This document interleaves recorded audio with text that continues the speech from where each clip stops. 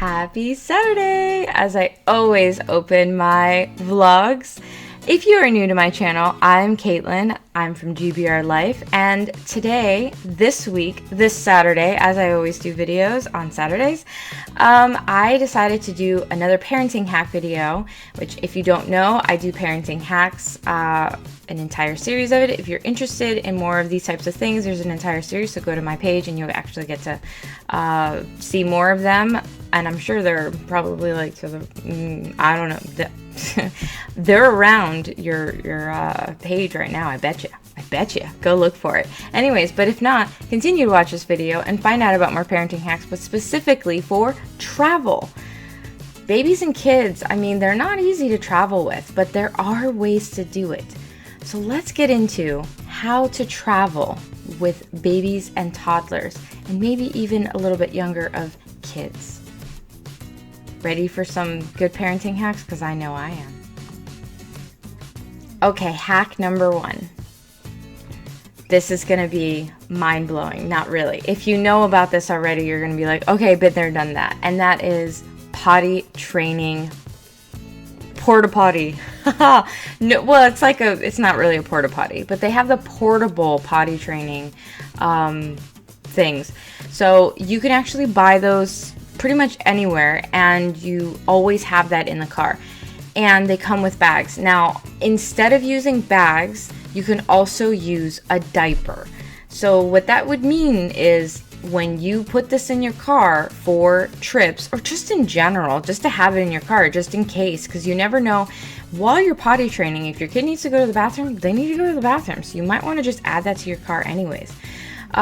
But if you have this with you and then you put the diapers in your car as well, then you know, no matter what, if I have the bag, we're good. If I don't and I need something, I have the diaper that works, that pull up, whatever that works for my child right now. They'll go to the bathroom. Quick and easy cleanup that way as well. And you know, at the end of the day, your child isn't afraid that they may have an accident, and you're not afraid that they're going to have an accident.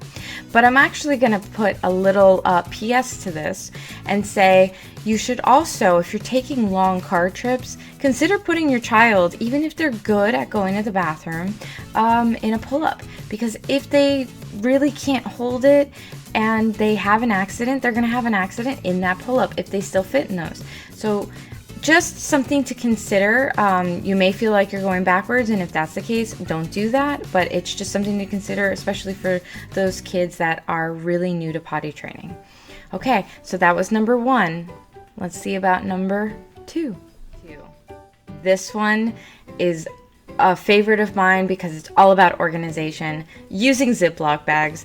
We always had Ziploc bags in our house growing up, and my parents were always about not wasting them and using them. And so what ended up happening is that in my head, I was like, use Ziploc bags basically for everything, and it helps to keep everything very organized, especially when you're traveling.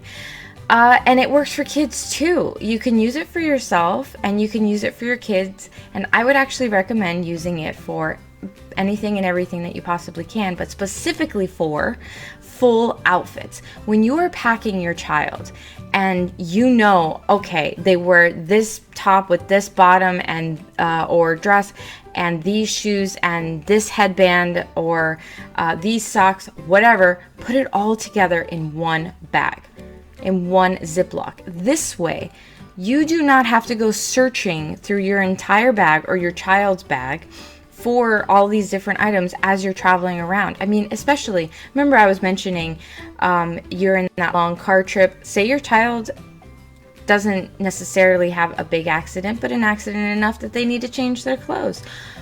Maybe they threw up because of car sickness. Maybe they threw up because of motion sickness of the plane. But if on that carry-on you have a fully packed outfit, it's very quick and easy for you to just grab that bag. You have an outfit, and now you can go ahead and change your child without having to second guess anything, because you put everything to do with that outfit together in one place. And like I said, I would suggest using Ziploc bags in general, if you possibly can, for more than just that, because you can also do that where it's everything to do with their nighttime routine, everything to do with their morning routine, and put that all in one Ziploc. So at the end of it, you end up with, it's a 7-day trip. You have 7 Ziploc bags of all the outfits. And I'm going to also add in there, if your child is usually changing their clothes a few times a day, consider that and make sure that you have the multiple change of clothes in that one Ziploc. So one day may have 3 different outfits because they usually wear 3 different outfits in that day. And if you get the gallon size, you can fit a lot in there. Maybe don't put the shoes in the actual Ziploc, but other than that, you should be able to fit in most of the outfits. Okay, that was number 2. So let's get on to number 3. I did that horribly. 3. Unless you're like, because in other places they do this, or then there's this. What do you do? I like this, obviously. I also like not knowing how to do math. I'm an engineer too, so I swear I don't do bad at my job though, just when I'm holding up numbers. And I'm gonna also add to this, man, my hair's just getting poofier and poofier. The humidity, my goodness. That's not part of this. I'm just saying, like, as I am filming, I'm just like, wow, my hair just... It's one of those days. It was better earlier. It's not so great now, but that's what happens when you live in a humid place. Okay, so number 3, because you don't care about my hair and I don't either. Let's just be real here. Let's get into number 3, and that is wrapping some new toys. Now, I did do a video in the past, Parenting Hack-wise, that I said you can always take half of your toys, put them away, put the other half out, and interchange those toys. So I'm gonna say you can also take some toys from the closet that your child has not used in a long time, so they don't even remember it exists. Wrap those toys, or go to the dollar store, buy new toys, wrap those toys though, and bring those toys with you. And so that way, if you're in the car and your child starts to get really fussy, bring out that toy and say, oh, I got a present for you. And you can keep doing that as you need to through the entire car trip. And then, yes, it's possible that they will associate the car or the plane with a new toy, but you also have a happy child during that time frame.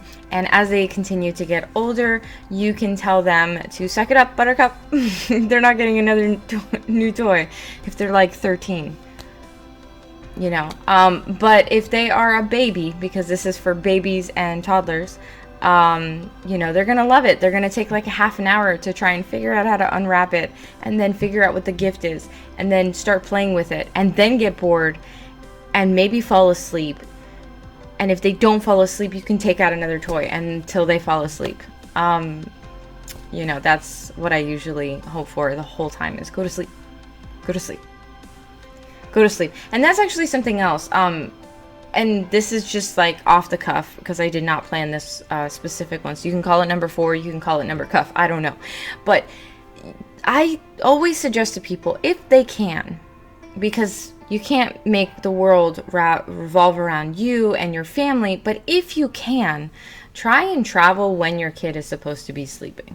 You know, like if you're gonna take a 2-hour trip and your kid normally sleeps for 2 hours for their nap, try and take that trip during their nap. But if you can't do that, I mean, you do the best that you can. And like I said, there's some toys. There is packing up those outfits to make that an easy experience. And, you know, having that portable potty training toilet. Definitely something to look up on Amazon if you have no idea what I'm talking about. So anyways, those were the parenting hacks for this week. I hope that they help you out while you are traveling. Is there anything that I have not touched on? Because I would love to hear from you about traveling with kids. Because here's the thing, I still have 2 little ones. So if you come up with something that I did not think of, I would love to hear it. So please comment below, let me know. But also subscribe to my channel if you like these videos. If you want to see anything else, I have an entire parenting hack series like I mentioned earlier, so you can go ahead and watch that. I also have just regular vlog, me talking about my life, the day, different important topics, and I also do reviews. I did Solo 2, Bio FM, Kindles, you name it. I probably have gone in and reviewed it. Okay, maybe not everything, but I try. And if there's anything you'd like me to review, please also comment and let me know. But until next week, I'm leaving you here for now. And I will say this. I love doing these parenting hacks, but I also love to hear from you. So if you have a parenting hack in general that you'd like me to talk about, please let me know. Okay, next week we're going to talk about, dun dun dun, I'm not telling you. Just wait until next week and subscribe and then you'll find out. Okay, bye!